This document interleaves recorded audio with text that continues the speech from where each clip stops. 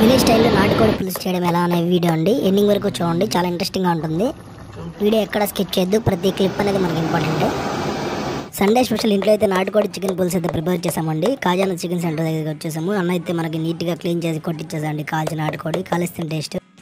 ఇంటికి వచ్చేసి ఒక ప్యాన్ అయితే తీసుకున్నామండి. ప్యాన్లో అయితే ఆయిల్ అయితే వేసాము. ఆయిల్ వేసాక మనం అయితే ఇంగ్రీడియంట్స్ అయితే వేసామండి. లవంగాలు, చెక్క, మొగ్గ, యాలకులు ఇవన్నీ వేసాము. ఇవన్నీ వేసాక ఇవి ఫ్లేవర్ కోసం అండి. తర్వాత పచ్చిమిర్చి అయితే వేసామండి. చిటపట్లాడుతుంది, ఈ సౌండ్ అయితే తీసేసండి, వాయిస్ ఓవర్ అయితే ఇస్తున్నాను. తర్వాత ఆనియన్స్ అయితే వేసాము. ఆనియన్స్ అనేది పొడుగ్గా కట్ చేసుకోండి. కొంతమంది అయితే ముక్కలు చిన్న ముక్కలు కట్ చేసుకుంటారు, అలా వద్దు. ఇలా అయితే గ్రేవీకి బాగుంటుంది. టమాటో అయితే వేసామండి. టమాటా వేయగానే కొంచెం కరివేపాకు అయితే వేసాము. నెక్స్ట్ కొంచెం కొత్తిమీర అయితే వేసామండి. ఆవిరి అయితే వస్తుంది, మొబైల్కి కొంచెం దూరం పెట్టాను. లాస్ట్లో అల్లం పేస్ట్ అయితే వేసాము. ఫ్రెండ్స్ ఒకటే ఫ్రెండ్స్ గుర్తుపెట్టుకోవాల్సింది, అల్లం పేస్ట్ అయితే మనకి కింద అడుగు ప్యాన్ అనుకోకుండా అయితే మనం ఒక తిప్పుకుంటూ ఉండాలండి. తర్వాత నీట్గా కడిగి పెట్టుకున్న నాటుకోడి అయితే పక్కన ఉంది. ఇవి కొంచెం గ్రేవీ అయ్యాక నాటుకోడి అయితే వేసుకున్నామండి.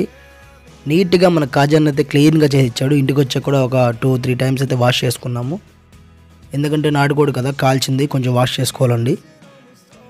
ఇది కొంచెం బాగా కలబెట్టుకుంటూ ఉండాలి. ఎందుకంటే నాటుకోడి ఉడకడానికి మనకి 30 to 45 minutes అయితే పడుతుంది. నార్మల్ అయితే మీకు నార్మల్ చికెన్ అయితే ఒక 30 minutesలో అయిపోతుంది. ఇదైతే 45 minutes అయితే పడుతుందండి.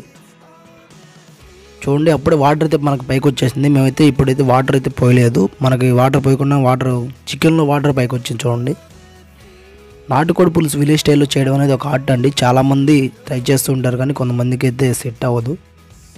నాటుకోడికి మెయిన్ కారం అయితే ఎక్కువ వేసుకోవాలండి. నెక్స్ట్ అయితే సాల్ట్ అయితే వాడద్దు, కల్లుప్పు అయితే వాడండి చికెన్ కర్రీలోకి. నాటుకోడికి చెప్తాను, నార్మల్కి అయితే సాల్ట్ వాడుకోండి. నాటుకోడికి కల్లుప్పు అయితే వాడండి. పసుపు, కల్లుప్పు అయితే వేసామండి. ఈ కల్లుప్పు వేయడం వల్ల ఏంటంటే ప్రతి ముక్కకి అయితే అనుగుణ ఈ యొక్క ఉప్పు పట్టడం జరుగుతుంది. టేస్ట్ కూడా చాలా బాగా వస్తుంది. అలాగే వేసుకున్న తర్వాత కొంచెం మిక్స్ అయితే చేసుకోవాలండి బాగా. నెక్స్ట్ ప్రాసెస్లో కారం అయితే వేయాలండి.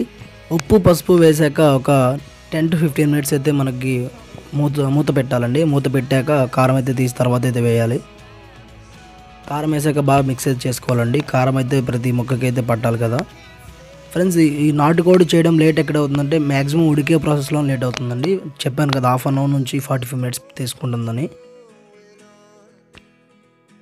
ఓకే, బాగా అయితే వాటర్ అయితే వచ్చేసాయి. మనం వాటర్ అయితే ఇంతవరకు పోయలేదు. మీకు వాటర్ కూడా ఎప్పుడు పోయాలో నేను చెప్తానండి. కొంచెం మిక్స్ అయితే చేసుకోవాలి, అడుగు మాడకుండా. మంట అయితే కొంచెం తక్కువలోనే పెట్టుకోండి.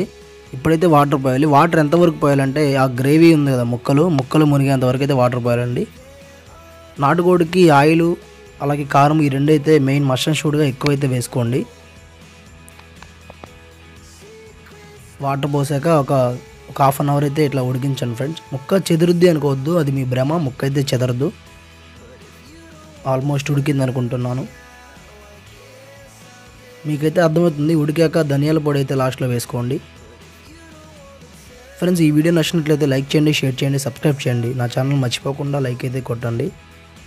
లాస్ట్లో చికెన్ మసాలా వేసుకున్న తర్వాత కొంచెం టేస్ట్ కోసం ఫైనల్లీ మన ఎంతో ఇష్టపడే కొత్తిమీర అయితే వేసుకోండి. స్టార్టింగ్లో కూడా వేసాము, అలాగే లాస్ట్లో కూడా వేసుకోండి. ఫైనల్గా నాటుకోడి పులుసు రెడీ.